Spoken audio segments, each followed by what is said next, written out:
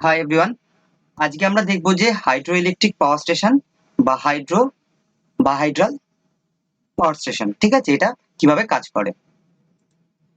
তো hydro electric power station মানে হচ্ছে আমরা জানি যে জলবিদ্যুৎ কেন্দ্র, যেখানে জলের মধ্যে থাকা যে শক্তি মানে পোটেনশিয়াল এনার্জি। পোটেনশিয়াল এনার্জি কি, যে পৃথিবীর সেন্টার থেকে কেন্দ্র থেকে যত দূরে নিয়ে যাওয়া হয় কোনো জিনিসকে, তার মধ্যে কি হয়, পৃথিবীর অভিকর্ষের জন্য তার মধ্যে একটা এনার্জি কি হয়ে যায়, স্টোর হয়ে যায়। তো আমরা যখন সারফেসে আছি, আমরা যে মাটিতে আছি, সেই মাটি থেকেও আমরা জানি যে যে কোনো জিনিসকে যখন উপর দিকে তোলা হয়, তখন তার মধ্যে কি হয়ে যায়, সেখানে গিয়ে তার মধ্যে একটা অতিরিক্ত স্থিতিশক্তি বেড়ে যায়। আমরা এটা কি করে বুঝতে পারবো? যখনই আমরা সেই জিনিসটাকে ছেড়ে দিই, নিচের দিকে যখন ওটা পড়তে শুরু করে, তখন সেই স্থিতিশক্তিটাই কি হয়, গতিশক্তিতে পরিণত হয়ে যায়। হয়ে গিয়ে যে মুহূর্তে সে মাটিতে টাচ করে, সেই মুহূর্তে কি হয়, তার সমস্ত গতি, তার স্থিতিশক্তিটা তখন গতিশক্তিতে পরিণত হয়ে গেছে, হয়ে সেই শক্তিটা মাটির মধ্যে দিয়ে দেয়। তাতে আমাদেরকে বিভিন্ন রকম এফেক্ট হয়। যেরকম কোনো একটা পাথরকে যদি ফেলা হয়, তাহলে সেটা ফেলার পর একটা শব্দ হবে, সেটার জন্য একটা অংশ বসে যাবে, তারপরে বাকিটা হিট এনার্জি তৈরি হয়ে যাবে, ঠিক আছে। বাতাসের মধ্যে দিয়ে যখন নামছে, তখন বিভিন্ন ভাবে শক্তিটা কি হয়ে যায়, আস্তে আস্তে ব্যয় হয়ে যায়। কিন্তু মেনলি যেটা হয়, এই পাথরটা এতটা শক্তি পেলো কোথা থেকে? সেটা হচ্ছে, যেহেতু মাটি থেকে জিনিসটাকে একটু উঁচুতে উঠিয়ে নেওয়া হয়েছে, তখন তার মধ্যে কি হয়েছে, একটা পোটেনশিয়াল এনার্জি কিন্তু স্টোর হয়ে গেছে। সিমিলার ওয়েতে ওয়াটার যখন অনেক উঁচুতে আছে, সমতল ভূমির থেকেও যখন হচ্ছে উপরের দিকে আছে, তখন কি হয়, জলের ভেতরে শক্তি অনেক বেশি থাকে। এবার যেটা আস্তে আস্তে জলটা কি হয়, যখন নিচের দিকে, অ্যাকচুয়ালি এই সমতল ভূমিটা বা ধরো যেখানে সমুদ্রের সঙ্গে মিশছে, সেই জায়গাগুলো অনেক নিচু হয়, তাই তো। আর যেখান থেকে নদীটা বয়ে আসছে বা ওয়াটার সোর্সটা যেখান থেকে আসছে, সেটা অনেক উঁচুতে আছে। তো সেখান থেকেই আস্তে আস্তে জলটা যখন নিচে নামছে, তখন তার কি হচ্ছে, তার ভিতরে থাকা পোটেনশিয়াল এনার্জিটা রিলিজ হচ্ছে, হয়ে হচ্ছে মেকানিক্যাল এনার্জি বা একটা গতিশক্তিতে কনভার্ট হচ্ছে, ঠিক আছে। এই গতিশক্তিটাকে আমরা ব্যবহার করে কি করি, আমরা জলবিদ্যুৎ তৈরি করি। এটার জন্য আমরা কি ব্যবহার করি, আমরা একটা টারবাইনকে ব্যবহার করি, যে টারবাইনটাকে ওয়াটার টারবাইন বলা হয়। তো আমরা এতদিন ধরে দেখেছি যে স্টিম টারবাইন দেখেছি, তাই তো, যে এখানে হচ্ছে ব্লেড ব্লেড করা হচ্ছে একটা শ্যাফটের উপরে, চারদিকে একটা রেডিয়াল একটা ব্লেড লাগানো আছে। সেই ব্লেডের স্ট্রিম গুলো এসে যখন প্রবাহিত হয়, তখন ব্লেড গুলো ঘুরতে শুরু করে দেয়, ঠিক আছে। দিয়ে ওই স্টিমের ভেতর থেকে এনার্জিটা বার করে নিয়ে সে হচ্ছে কি করে, মেকানিক্যাল এনার্জি কনভার্ট করে। সিমিলার ওয়েতে আমাদের ওয়াটার টারবাইন কি করবে, এই যে গতিতে জলটা যাচ্ছে, তার মধ্যে যে গতিশক্তিটা আছে, সেই শক্তির জন্যই টারবাইনটা নিজে তার যে ব্লেড গুলো আছে বা বাকেটস গুলো আছে, সেগুলো ঘোরা শুরু করবে, ঠিক আছে। এবং আমাদের মেকানিক্যাল এনার্জিতে কনভার্ট হবে, রোটেটিং এনার্জিতে কনভার্ট হবে। এই রোটেটিং এনার্জিটাকে তারপর আমরা কোথায় দিই? একদম ঠিক, আমরা হচ্ছে অল্টারনেটরে এই এনার্জিটাকে ব্যবহার করি। তো অল্টারনেটর সেই মেকানিক্যাল এনার্জিটাকে নিয়ে আমাদের জন্য ইলেকট্রিক্যাল এনার্জিতে কনভার্ট করে দেয়। সেটা জেনারেটর হতে পারে, ছোট মাপের হলে পারে স্মল জেনারেটর ব্যবহার করতে পারি, সে ডিসি হোক এসি, ঠিক আছে। আর বড় মাপের হলে পরে আমরা অবভিয়াসলি এসিতেই জেনারেট করি, এবং এসি জেনারেটর গুলোকে আমরা অল্টারনেটরই বলি। এবার আমরা একটা স্কিমেটিক দেখবো, যে একটা একটা আইডিয়া নেবো যে কিভাবে এই জিনিসটা হয়। তো দেখো, হাইড্রো ইলেকট্রিক পাওয়ার প্ল্যান্টের জন্য একটা ওয়াটার রিজার্ভ আছে, যেখানে জলটা আছে। সে এটা মনে করো পাহাড়ের অনেক উঁচুতে, হ্যাঁ, একটা ওয়াটার রিজার্ভ আছে, বড় একটা লেক মতন আছে, ঠিক আছে। তো সেই লেক থেকে আমরা যে জলটাকে নিয়ে আসি, হ্যাঁ, সেই জলটাকে একটা পাইপ দিয়ে নিয়ে এসে আমরা কোথায়, নিচে নিচে নিয়ে আসছি। নিচে নিয়ে এসে মনে করো আমরা একটা টারবাইনে দিচ্ছি। এবার টারবাইন গুলো হচ্ছে ওয়াটার টারবাইন। টারবাইন অনেক টাইপের হয়, আমরা জানবো, হ্যাঁ। পেল্টন টারবাইন হতে পারে, তার মধ্যে হচ্ছে যেরকম কেপলান আর হচ্ছে ফ্রান্সিস টারবাইন। এই দু টাইপের মেনলি টারবাইনকে আমরা ভাগ করে থাকি, এক একটা এক এক রকম কাজ করে, কিন্তু তাদের প্রিন্সিপাল গতভাবে সেম।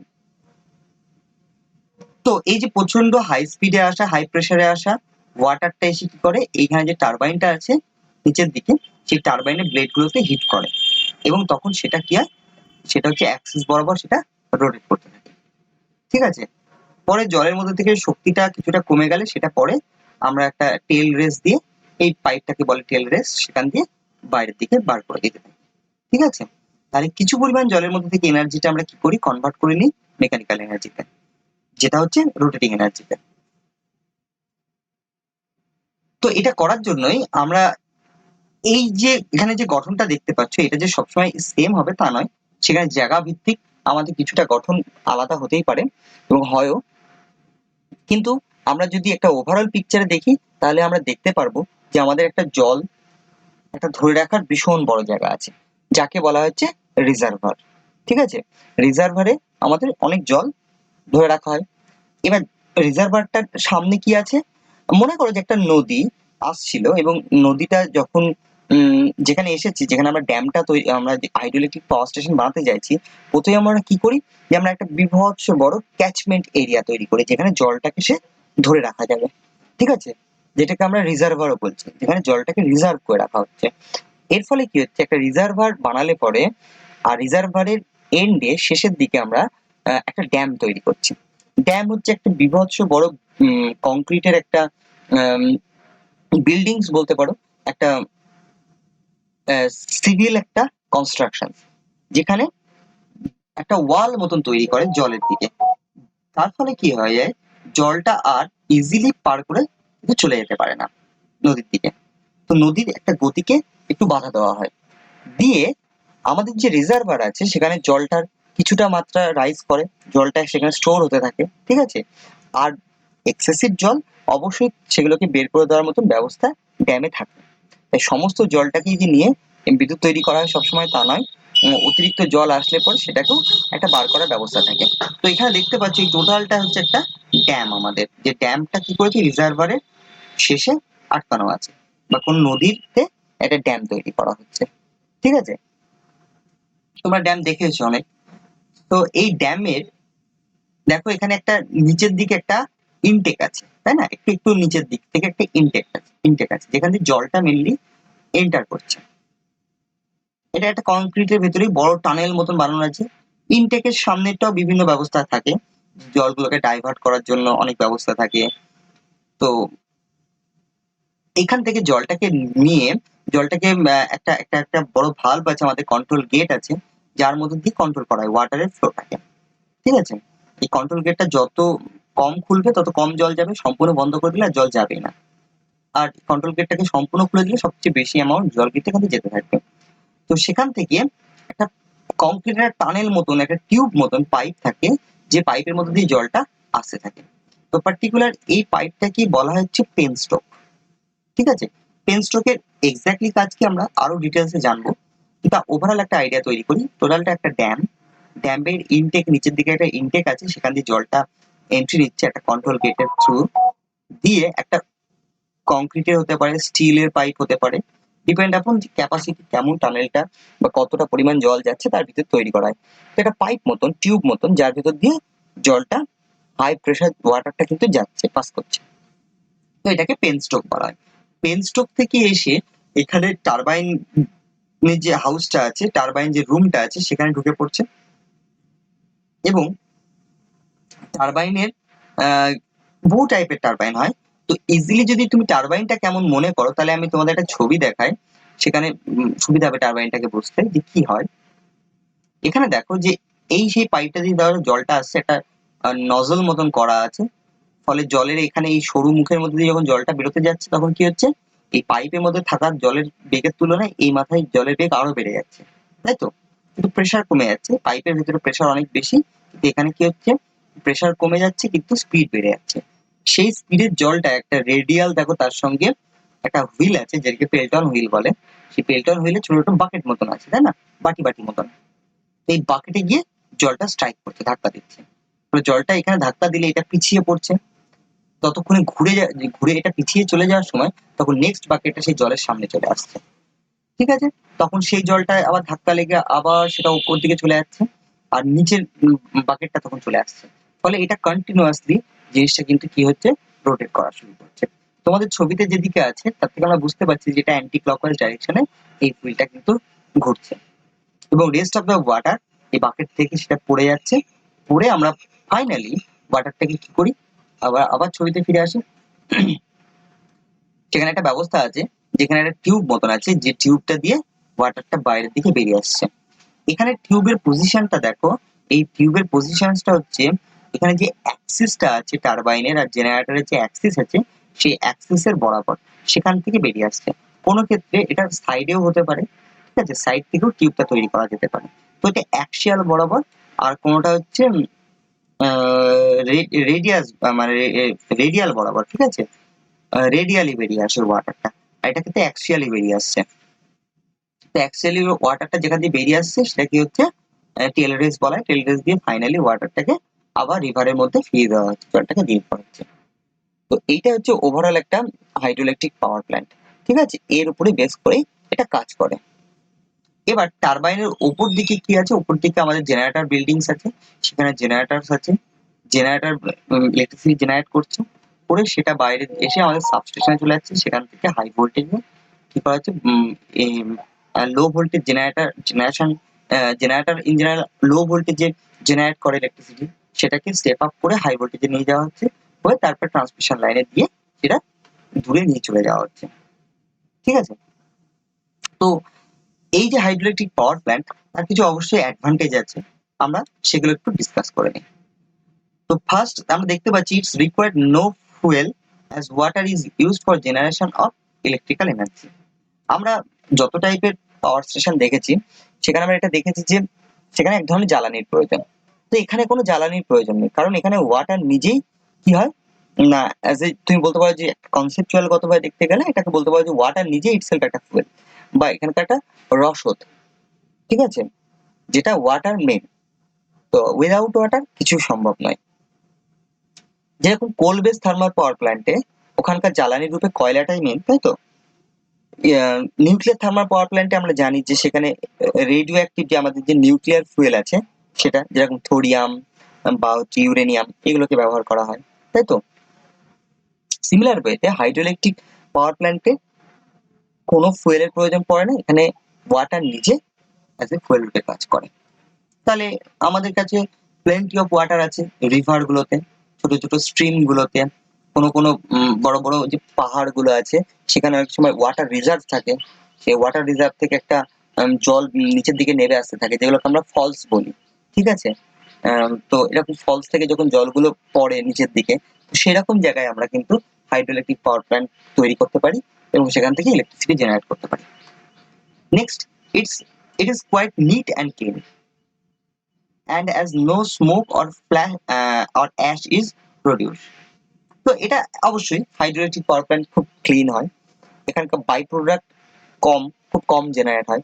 বাই প্রোডাক্ট একদম হয় না তা নয়, তৈরি অবশ্যই হয়, সেটা আমরা জানবো যে কি জিনিস তৈরি করে বা কিভাবে সেটাকে বাই প্রোডাক্ট বলা হয় সেটা আমরা জানবো। কিন্তু ইন জেনারেল এ কোনো স্মোক তৈরি করে না, ঠিক আছে, কোনো স্টিম তৈরি করছে না, বা কোনো অ্যাশ বা ছাই তৈরি করছে না, কারণ এখানে কোনো ফুয়েল আলাদা করে ব্যবহার করা হচ্ছে না, ওই জন্য এটা ক্লিন হয়, এনার্জিটা অনেকটা clean energy. It's required very small running charges. তাহলে এটা রানিং করা চার্জ কিন্তু খুব কম। রানিং চার্জ, আমার কাছে ওয়াটার আছে, আমি একবার তৈরি করে ফেলেছি, তাহলে কন্টিনিউয়াসলি আমি ইলেকট্রিসিটি জেনারেট করতে পারবো। সাধারণত শুধু মেইনটেনেন্সের কিছু প্রয়োজন পড়বে, আদারওয়াইজ এখানে এক্সট্রা কোনো কস্টের কিন্তু প্রয়োজন পড়ে না। তুমি যদি ডিজাইনগতভাবে দেখো, সিম্পল এর ডিজাইন কনস্ট্রাকশন হয়, আমি ওটা নিয়ে আলোচনা করছি। দেখো, because water is source of the energy which is available free cost. তাহলে ওয়াটার যেহেতু সোর্স অফ এনার্জি, যেটা ফ্রিতে আমরা পেতে পারি, তো তার জন্য এটা কি হয়, এটা কিন্তু রানিং কস্ট খুব কম। Next, it is comparatively simple in construction and requires less maintenance. দেখো, আমি তোমাদের যেটা বলছিলাম একটু আগেই, যে হাইড্রোইলেকট্রিক পাওয়ার প্ল্যান্ট কি হয়, কনস্ট্রাকশন গতভাবে কিন্তু এটা সিম্পল, ডিজাইন গতভাবে এটা সিম্পল। অবশ্যই সেখানে অজস্র জটিলতা আছে সিভিল কনস্ট্রাকশনে, যখন তৈরি করা হয় সেখানে ড্যাম তৈরি করার পজিশন, বহু বহু রকম চ্যালেঞ্জেস আছে, সেগুলোকে যদি তুমি বাদ দাও, সেই কমপ্লেক্সিটি যে কোনো জিনিসের মধ্যেই থাকে, ঠিক আছে। তো সেই কমপ্লেক্সিটিটাকে বাদ দিলে আমরা দেখবো ওভারঅল ডিজাইন আসপেক্টে এটা সিম্পল, লেস মেইনটেনেন্স এর প্রয়োজন পড়ে, মানে একটা লং টাইম ধরে কিন্তু এটা অপারেশনে থাকতে পারে খুব কম মেইনটেনেন্স এর মাধ্যমে। নেক্সট কিছু advantage, it does not require a long lasting time, long starting time. Sorry, it does not require long starting time like a steam power station. In fact, such plant can be put into service instantly. একদম তুমি যদি thermal power plant দেখো, ধরো একটা shutdown হয়ে thermal power plant আছে বা একটা নিউক্লিয়ার পাওয়ার প্ল্যান্ট আছে, সেটা শাটডাউন হয়ে গেছে। এবার এটা চালু করতে গেলে কিছু ক্ষেত্রে সেটা 1 দিন 2 দিন 3 দিন লেগে যেতে পারে, এবং অনেক ক্ষেত্রে এটা অনেকটা দিন পর্যন্ত সময় প্রয়োজন পড়ে যেতে পারে একবার নতুন করে চালু করতে। কিন্তু হাইড্রোইলেকট্রিক পাওয়ার প্ল্যান্ট যে মুহূর্তে আমি কন্ট্রোল গেটটা খুলে ওয়াটার পাঠানো শুরু করছি, তার কিছুক্ষণের মধ্যেই আমরা জেনারেশনও শুরু করে দিতে পারছি। ফলে এটা বলা যায় যে ইনস্ট্যান্টলি এটাকে আমরা সার্ভিসে নিয়ে চলে আসতে পারি। আমাদের যদি পাওয়ার জেনারেশন করার প্রয়োজন পড়ে, সঙ্গে সঙ্গে আমরা এটা স্টার্ট করে ফেলতে পারি, এবং যদি এটাকে শাট ডাউন করতে চাই সো ইজিলি আমরা করে দিতে পারি। It is robust and has longer life. অবশ্যই এটা রোবাস্ট কনস্ট্রাকশন, ইন্ডাকশন মোটরের মতন অনেকটা। ঠিক আছে, ইট ইজ রোবাস্ট কনস্ট্রাকশন, খুব সিম্পলিসিটি কনস্ট্রাকশন গতভাবে সিম্পল, রোবাস্টও হয়, দীর্ঘদিন টিকে থাকে। এটা হচ্ছে মেন একটা বড় অ্যাডভান্টেজ। সাচ পাওয়ার প্ল্যান্ট আর সেভারাল মেনি পারপাস, এর অন্যান্য অনেক কাজ আছে, যেরকম এখানে কিছু বাই প্রোডাক্ট রূপে যেগুলো তৈরি হয় সেগুলো কাজে ব্যবহার করা হয়। In addition to the generation of electrical energy, it also help in irrigations and controlling floods. তো দেখো, এই ধরনের পাওয়ার প্ল্যান্ট গুলো মেনলি শুধু পাওয়ার জেনারেশনের কাজেই ব্যবহার করা হয় না। এক্স্যাক্টলি আমরা বহু সিচুয়েশনে এটাকে ইউজ করি। যেরকম আমরা একটা ড্যাম তৈরি করে আমরা হয়তো প্রতি বছর বছর কি হচ্ছে, বন্যা আসছে, অথচ রিজার্ভার আছে, তো আমরা ড্যাম তৈরি করে কি করতে পারি, যদি হু করে জলটাকে প্রবাহিত না হতে দিয়ে বা হঠাৎ কোনো ফ্ল্যাশ ফ্ল্যাট চলে আসতে পারে, এরকম সিচুয়েশন আমরা জলটাকে একটা জায়গায় স্টোর করে স্লো রেটে আমরা সেটাকে ছাড়তে পারি। তো ড্যাম এখানে সেই সাহায্যটা করে, তাহলে ফ্লোট হতে দেয় না, কন্ট্রোল করে এটাকে। এবার হয়ে যাবে না এরকম কোনো গ্যারান্টি নেই কোনো জিনিসের, ঠিক আছে, বাট এটা একটা অনেক অংশ পর্যন্ত আমরা এটাকে উপেক্ষা করতে পারি ফ্লোটকে, ঠিক আছে। নেক্সট, এটা কি ইরিগেশনের কাজে সাহায্য করে, যেখানে হয়তো ওয়াটারের খুব ক্রাইসিস আছে, সেরকম জায়গায় আমরা একটা রিজার্ভার যখন তৈরি করছি, সেটা স্লো রেটে এসেছে, কিন্তু ওয়াটার যখন একটা স্টোর হয়ে যাচ্ছে, সেই জলটাকে আমরা সেচ কাজে ব্যবহার করতে পারছি, ঠিক আছে। ইভেন আমরা এর কাছাকাছি বিভিন্ন ওয়াটার ট্রিটমেন্ট প্ল্যান্ট গুলো তৈরি করতে পারি, ঠিক আছে। তো একটা বড় পরিমাণ জল যেখান থেকে ইউজ করা যেতে পারে। তো এই সমস্ত ভাবে একটা হাইড্রোইলেকট্রিক পাওয়ার প্ল্যান্ট কিন্তু আদার পারপাসও এটাকে ইউজ করা সম্ভব হয়। Although such power plants required attention of highly skilled personnel at the time of construction, yet for operation a few experienced person may do the job well. এটা কিন্তু অন্যতম একটা ভালো ইম্পর্টেন্ট পয়েন্ট। সেটা হচ্ছে তৈরির সময় অবশ্যই হাইলি স্কিলড পার্সন প্রয়োজন পড়ে, যারা এটাকে তৈরি করে, তাই না, যারা ডিজাইন করে, সেখানে কিন্তু অবশ্যই সেরকম লোকের প্রয়োজন। কিন্তু রানিং এ যদি দেখো, রানিং এ খুব কম স্কিল যুক্ত লোকেরাও কিন্তু এটাকে অপারেট করতে পারে, অপারেশনটা কন্টিনিউয়াসলি চালিয়ে যেতে পারে। এখানে সেই রকম কমপ্লেক্সিটি নেই, বা এতটা বেশিও ডেডিকেটেড কন্ট্রোল সিস্টেমে কিন্তু সবসময় প্রয়োজন পড়ে না, ঠিক আছে। তাহলে এইটা হচ্ছে তার একটা অ্যাডভান্টেজ, মানে আমাদের একটা কম লেভেলের যারা এক্সপিরিয়েন্স সেই লোকরা এখানে কাজ করতে পারে। কিন্তু একবার খেয়াল করে দেখো যে নিউক্লিয়ার থার্মাল পাওয়ার প্ল্যান্টে কিন্তু যথেষ্ট এক্সপিরিয়েন্স লোকদের প্রয়োজন পড়ে, তাই না, অপারেশনের জন্য। তো আর বহু ক্ষেত্রে সেখানে বড় রকম সেফটি ম্যানেজমেন্টটাকে করতে হয়, সেফটিটাকে নিতে হয়, সেখানে বড় বড় ব্রেন ইনভলভ হয়, যেরকম সায়েন্টিস্ট লেভেলের লোকরা পর্যন্ত সেখানে কিন্তু সবসময় কানেক্টেড থাকে, তারা কিন্তু ওখানে অপারেশনে যুক্ত থাকে। এবার অবশ্যই হাইড্রোইলেকট্রিক প্ল্যান্ট আমাদের কাছে অনেক তার অ্যাডভান্টেজ আছে, আমরা অনেক বেশি তৈরিও করি, এটা বড় অংশ পাওয়ার প্ল্যান্ট আমাদের দেশে বিদ্যুৎ তৈরি করে। তো তার মধ্যে একটা বড় অর্গানাইজেশন যেরকম হচ্ছে দামোদর ভ্যালি কর্পোরেশন বা ডিভিসি, তো এরা প্রচুর পরিমাণ কি করে, বিদ্যুৎ তৈরি করে। তো আমাদের খুব কাছাকাছি যদি দেখো, ফারাক্কা জলবিদ্যুৎ কেন্দ্র আছে, তাই তো, এটা একটা অনেক বড় জলবিদ্যুৎ কেন্দ্র। এছাড়াও তোমরা ম্যাসেঞ্জারের দিকে যখন যাচ্ছ তখন দেখতে পাচ্ছ, তারপরে তোমরা যখন শুশুনিয়া পাহাড়ের দিকে যাবে, হ্যাঁ, সেই দিকে কিছু দেখতে পারবে, সেখানে কিছু হাইড্রোইলেকট্রিক পাওয়ার প্ল্যান্ট দেখতে পারবে। এছাড়া যত পাহাড়ি অঞ্চলের দিকে যাওয়া হবে তত বড় বড় কিন্তু আমাদের পাওয়ার প্ল্যান্ট গুলো সেখানে আছে। এবার আমরা দেখে নিই যে ডিসঅ্যাডভান্টেজ, এই ধরনের প্ল্যান্টের কিছু ডিসঅ্যাডভান্টেজও আছে, ঠিক আছে। যেরকম হচ্ছে it's involve high capital cost due to construction of dam, অবশ্যই এখানে শুরুতেই কিন্তু প্রচুর পরিমাণ টাকা ইনভেস্ট করতে ম্যাসিভ কনস্ট্রাকশন হয়, ড্যাম, একটা রিজার্ভার। তো সিভিল কনস্ট্রাকশনের মাত্রাটা হিউজ হিউজ হিউজ, ঠিক আছে, প্রচুর বড় মাপের হয়। ফলে এখানে প্রচুর টাকা কিন্তু লাগে শুরুতে, ইনিশিয়াল কস্ট খুব বেশি। তো এটা একটা ডিসঅ্যাডভান্টেজ, যেহেতু ড্যাম তৈরি করতে হয়, রিজার্ভারের ব্যবস্থা করতে হয়। আচ্ছা, there is uncertainty about the available of huge amount of water due to depend on weather conditions. এটা সব ক্ষেত্রে প্রযোজ্য নয়, যে বহু ক্ষেত্রে কি হয় যেগুলো ওয়েদারের উপর নির্ভর করে, যে আজকে বর্ষার সময় কোনো নদীতে জল বেশি থাকে, কোনো যেগুলো মানে রেন ফেড রিভার গুলো আছে, সেগুলোতে কি হয় বর্ষাকালে সবচেয়ে বেশি জলটা কিন্তু সেখানে যায়। আর অন্যান্য সময়গুলোতে সেখানকার জলের মাত্রা এত কমে যায় যে জল প্রায় থাকে না বলে চলে। তো সেরকম ক্ষেত্রে হাইড্রোইলেকট্রিক পাওয়ার প্ল্যান্ট কিন্তু সে সময় অপারেশনে নাও থাকতে পারে, লিমিটেড টাইমের জন্য একে ব্যবহার করতে পারছে। কিন্তু যদি বড় নদীগুলো দেখো যেগুলো হচ্ছে গ্লেশিয়ার ফেড রিভার্স, আমাদের দেশে একটা বড় মানে আশীর্বাদ বলতে পারো যে আমাদের কাছে আম, গঙ্গা আছে, তাই না? তো গঙ্গাটা কিন্তু বেসিক্যালি ওয়াটারের মেন সোর্স কিন্তু গ্লেশিয়ার ফেড, মানে বরফ গলে জলটা আসছে। ফলে এটা সারা বছর এই জলটা কিন্তু কন্টিনিউয়াসলি থাকে, এটা কিন্তু রেইন ফেড নয়। এর অজস্র স্ট্রিম আছে যেখান থেকে জলগুলো আসেও, কিন্তু মেন সোর্স অফ ওয়াটার কিন্তু গ্লেশিয়ার ফেড, গ্লেশিয়ার থেকে জলটা আসছে। তো সেরকম ক্ষেত্রে জলের অভাবটা আমাদের দেখতে পাই না, বাট বহু ক্ষেত্রেই বহু জায়গায় দেখা গেছে যে জলটা কিন্তু একটা অ্যাভেলেবিলিটি অফ ওয়াটার কিন্তু আনসার্টেন হয়ে যায়, অনিশ্চিত হয়ে যায়। Skilled and experience hands R required to build the plant. অবশ্যই তৈরির সময় যদি একদম আনস্কিলড লোকদের দিলেন, লো কোয়ালিটি প্রোডাক্ট ব্যবহার করলে, বা হচ্ছে বিল্ডার ছিল, যে কন্ট্রাক্টর ছিল, সেগুলো যদি খারাপ হয় অবশ্যই তার মূল্য কিন্তু পে করতে হতে পারে। মানে ম্যাসিভ ড্যাম যদি কোনোদিন ভেঙে যায়, ঠিক আছে, তারপরে ড্যামে যে কটা মানুষ থাকে বা যে জিনিস থাকে সেটার লস হয় না, ড্যাম থেকে হিউজ অ্যামাউন্ট জল বেরিয়ে গিয়ে কি হয়, গ্রামের পর গ্রাম, গ্রামের পর গ্রাম, একটা জেলার পর জেলাকে কিন্তু সে ভাসিয়ে দেয় আর কি, সে কিন্তু মানে শেষ করে দিতে পারে। তো একটা ভীষণ বড় ক্যাটাস্ট্রফিক হচ্ছে একটা এফেক্ট হতে পারে। সেক্ষেত্রে অবশ্যই স্কিলড আর এক্সপিরিয়েন্স হ্যান্ডের কিন্তু সব সময় প্রয়োজন পড়ে, ঠিক আছে, না করলেই বিপদ।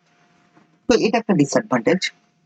Less the next, it's required high cost of transmission lines as the plant is located in hilly areas which are away from the consumer. একদম ইন জেনারেল আমরা থার্মাল পাওয়ার প্ল্যান্ট গুলো, এই হাইড্রোইলেকট্রিক পাওয়ার প্ল্যান্ট গুলোকে যেখানে একটা sufficient জলের কি আছে, ফলস আছে, জলপ্রপাত যাকে বলে, এমন জায়গায় তৈরি করে। এগুলো পাহাড়ি অঞ্চলে সবচেয়ে বেশি থাকে, ঠিক আছে, পাহাড়ের দিকেই। তোমরা যদি দেখো আমাদের দেশে উত্তরাখণ্ডের দিকে হোক বা তার নিচের দিকে ইউপির দিকে, ওদিকে অনেক বেশি হাইড্রোইলেকট্রিক পাওয়ার প্ল্যান্ট গুলো তৈরি করা হয়, কারণ আর যত পাহাড়ি অঞ্চলগুলোতে চলে যাবো আমরা, হ্যাঁ, সেই সব জায়গায় হাইড্রোইলেকট্রিক পাওয়ার প্ল্যান্টের মাত্রা অনেক বেশি। দক্ষিণ ভারতেও আছে বড় বড় নদীগুলোর উপরে। তো তার ফলে কি হচ্ছে, পাহাড়ি জায়গায় যেখানে ড্যাম গুলো তৈরি হয়, যেখানে হাইড্রোইলেকট্রিক পাওয়ার স্টেশন তৈরি হয়, তার কাছাকাছি বড় শহর থাকে না, বা সবসময় শহরগুলো হয় না। তো এই হিউজ এনার্জিটাকে কি করতে হয়, যে ট্রান্সমিট করে নিয়ে যেতে হয়, লোকালিটিতে নিয়ে আসতে হয়। তো তার জন্য কিন্তু একটা খরচ হয়। তো এটাকে একটা ডিসঅ্যাডভান্টেজ বলা হয়েছে, বাট আমরা এখানে যতগুলো ডিসঅ্যাডভান্টেজ দেখতে পারলাম, তাকে আমরা সবকিছুকেই সময় এবং সিচুয়েশন গতভাবে ওভারকাম করতেই পারি, এবং হাইড্রোইলেকট্রিক পাওয়ার প্ল্যান্টটাকে একটা অন্যতম সোর্স অফ এনার্জি রূপে গণ্য করতে পারি। এবার দেখে নিই যে আমরা কিভাবে সাইটটাকে সিলেক্ট করব, কিভাবে আমরা নির্ণয় করব যে হ্যাঁ এটা অবশ্যই ঠিক জায়গা হাইড্রোইলেকট্রিক পাওয়ার প্ল্যান্ট তৈরি করার জন্য। তো first of all availability of water, ওয়াটারের হচ্ছে অ্যাভেলেবিলিটির উপরটা দেখতে হবে আমাদেরকে।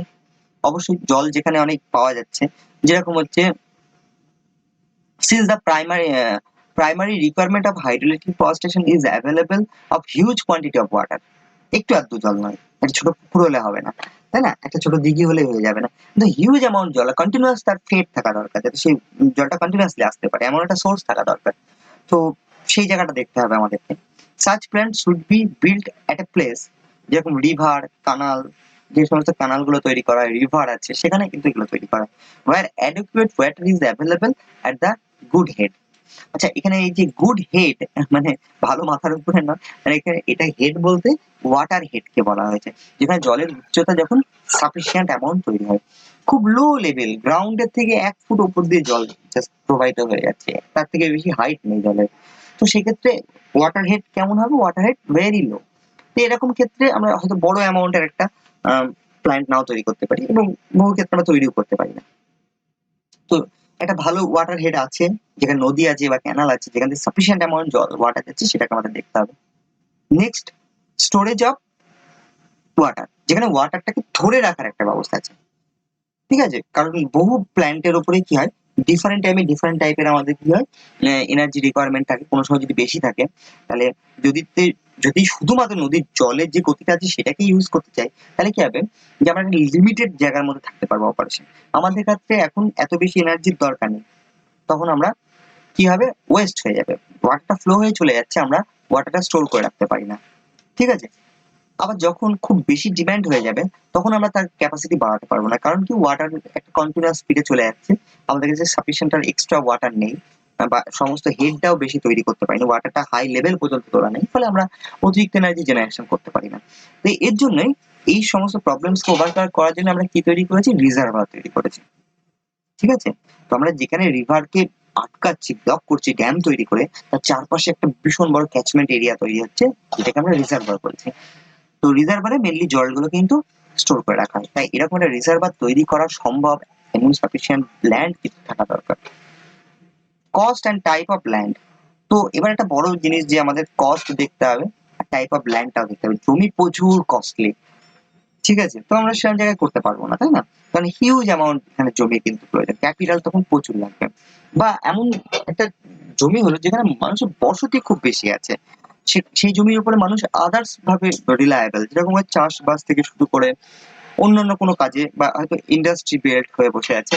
তো এমন জায়গায় কিন্তু হাইড্রোইলেকট্রিক পাওয়ার প্ল্যান্ট তৈরি করা সম্ভব হবে না, কারণ ওখানে একটা ম্যাসিভ অ্যামাউন্ট, একটা মুভমেন্ট করতে হবে, সরাতে হবে প্রচুর, এখানে কস্টের ব্যাপার হয়ে যাবে।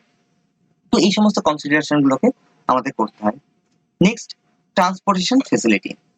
দেখো, ট্রান্সপোর্টেশন ফেসিলিটি খুব ন্যূনতম হলেও রানিং এ সম্ভব, but due to construction time, during construction, সেখানে কিন্তু একটা যে সমস্ত বড় বড় হেভি ইকুইপমেন্ট পার্টস, সেগুলোকে নিয়ে যাওয়ার মতন যেন একটা ব্যবস্থা থাকে।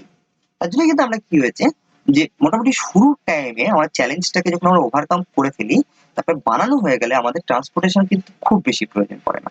ঠিক আছে, ফেসিলিটিটা, the site selected of a hydroelectric plant should be accessible by rail and road, so that necessary equipment and machinery could be easily transported. দেখো, শুধুমাত্র ইকুইপমেন্ট আর মেশিনারিকে নিয়ে যাওয়ার টাইম, কনস্ট্রাকশনের টাইমে, যাতে কনস্ট্রাকশন ওয়ার্কটা হওয়া সম্ভব হয়, এমন সময় কিন্তু প্রয়োজন, বাকি আদার্স টাইমের জন্য কিন্তু খুব বেশি আমাদের কানেক্টিভিটির প্রয়োজন পড়ে না।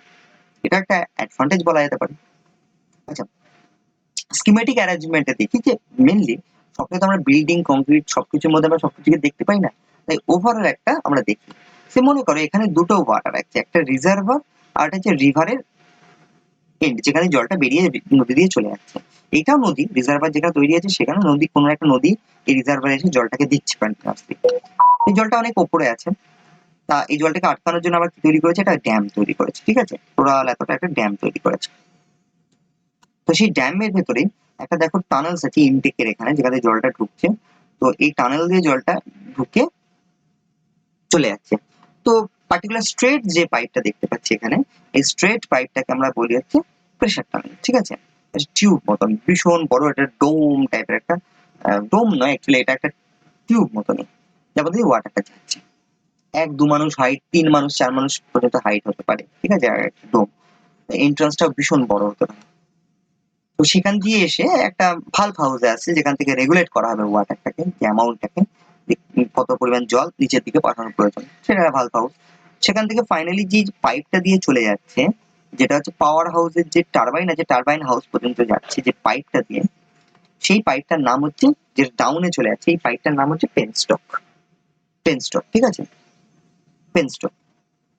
তারপরে পেনস্টক থেকে ওয়াটারটা ঢুকে যাচ্ছে হচ্ছে টারবাইন বিল্ডিং এর ভিতরে, টারবাইনে চলে যাচ্ছে ওয়াটারটা, টারবাইন এর মধ্যে গিয়ে সেটা ওয়াটার থেকে এনার্জি এক্সট্রাক্ট করে নেওয়া হচ্ছে, যে তারপরে টারবাইনের উপরে জেনারেটর আছে, জেনারেটর থেকে ইলেকট্রিসিটি জেনারেট করা হচ্ছে, আর রেস্ট অফ দ্য ওয়াটারটা অবশ্যই বাইরে নদীতে দিয়ে দেওয়া হচ্ছে। ঠিক আছে, তো এইটা হচ্ছে তার ওভারঅল একটা তোমরা অ্যারেঞ্জমেন্ট দেখলে হাইড্রোইলেকট্রিক পাওয়ার প্ল্যান্টের। আমি চাই তোমরা এই পুরো অধ্যায়টা আরেকবার করে দেখো, খুব সোজা, পুরো জটিলতার কিছু নেই। তারপরে দিন আমি ইন্ডিভিজুয়ালি তোমাদের যে কম্পোনেন্ট গুলো বললাম তাদেরকে ডিসকাস করব। এখানে একটা বলে রাখার জিনিস, যে এখানে একটা জিনিস দেখতে পাচ্ছি, একটা বড় টিউব মতন, যার পর একটা বড় ট্যাঙ্ক বানানো আছে।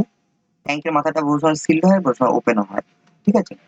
তো এই যে পার্টিকুলার হিউজ একটা পাইপ তৈরি করে তার মাথায় একটা বড় ট্যাঙ্ক তৈরি করা হয়েছে, এইটাকে বলা হচ্ছে কি সার্চ ট্যাঙ্ক। সার্চ ট্যাঙ্কের কাজ আছে, আমরা আরো বিস্তারিত জানবো। আমি আজকে তোমার ছোট্ট একটা কনসেপ্ট দিই। যে মুহূর্তে ওয়াটারটাকে ছাড়া হয় ভালভ থেকে, এবং ওয়াটারটা পেন স্ট্রোকের মধ্যে দিয়ে ভরে গিয়ে যখন শেষে টারবাইনের দিকে ধাক্কা মারবে, তার আগে ওখান থেকে একটা শক ওয়েভ মতন তৈরি হয় বহু ক্ষেত্রে, ঠিক আছে? তো এই শক ওয়েভটা পুরো পেন স্ট্রোকের ভেতর দিয়ে কি হয়, এই ওয়াটারে এসে ড্যামের দিকে চলে আসতে পারতো। ফলে এই যে প্রয়োজন শক ওয়েভ, যার ফলে পেন স্ট্রোক নিজে ইটসেলফ ভেঙে যেতে পারতো এই ব্যাক প্রেসারের জন্য একটা, যার জন্য এটাকে রিলিজ করার দরকার। তো তখন কি আছে, এই পাইপের মধ্যে একটা কাট আউট আছে যেখান দিয়ে ওয়াটারটা বেরিয়ে একটা বড় ট্যাঙ্ক আছে, সেই ট্যাঙ্কের মধ্যে উঠে যেতে পারবে, ঠিক আছে? তো এই যে ওয়াটার হ্যামার বলে একটা কনসেপ্ট আছে, সেইটার ঘটনাটা ঘটে এবং প্রচন্ড প্রেসার তৈরি করে হচ্ছে পেন স্ট্রোকের ভেতরে, যাতে পেন স্ট্রোক নিজে ইটসেলফ ভেঙে যেতে পারে। তো তাকে রক্ষা করার জন্য আমাদের কি করা হয়েছে, আমাদের একটা সার্চ ট্যাঙ্কের ব্যবস্থা করা হয়েছে, যাতে ওই প্রেসারে ওয়াটারটা ডাইরেক্টলি ধাক্কা খেয়ে সেটা পুরো রিজার্ভারের দিকে না ফিরে গিয়ে সেটা কি করে, যাতে এই সার্চ ট্যাঙ্ক দিয়ে ওপর দিকে উঠে যেতে পারে, ঠিক আছে? তো এই জন্য সার্চ ট্যাঙ্কটা তৈরি করা হয়েছে। আশা করি তোমাদের স্কিমেটিক অ্যারেঞ্জমেন্টটা তোমরা সবাই বুঝতেই পেরেছো, এটা সিম্পল কনস্ট্রাকশন। পরের দিন আমরা হচ্ছে অবশ্যই আমরা বাকি পার্টগুলো নিয়ে ডিসকাস করতে থাকবো। কারো যদি কোনো রকম প্রবলেম হয় আমার বলা নিয়ে, আমার কথাগুলো যদি না বুঝতে পারো, বা আমাকে মেবি একটু ফাস্ট বলতে হবে বা একটু স্লো বলতে হবে, যেরকমই হোক না কেন, যাতে তোমাদের ভালো লাগে, তোমাদের ব্যক্তিগত কোনো প্রবলেমস থাকে সেগুলোকে বলবে, ঠিক আছে? তাহলে আমি নেক্সট দিন থেকে সেটা আরো ভালো করে করার চেষ্টা করবো, বানানোর চেষ্টা করবো। সো থ্যাংক ইউ, আজকে এইটুকু পর্যন্ত থাকলো। আমি নেক্সটে বাকিটা প্রত্যেকটা কম্পোনেন্টকে আলাদা আলাদা করে ব্যাখ্যা করছি।